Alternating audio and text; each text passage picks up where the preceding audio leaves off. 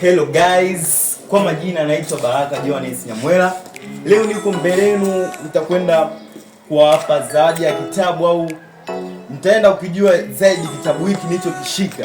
Kitabu hiki kinaitwa Nguvu ya Maneno, kilichoandikwa na Pastor Ezra Chone. Kitabu hiki kimekwenda kuwa baraka sana katika maisha yangu na kimechange maisha yangu kutoka sehemu moja kwenda nyingine.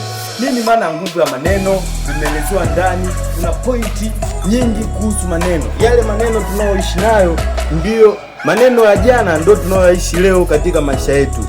Kuna maneno pengine umetamkiwa na wazazi. Tukiangalia katika society, wazazi wetu wanatamkia sana maneno mengi. Unakuta mtu anamlani mwanae, ajui kama yale maneno ndio mtoto wake ataishi kesho.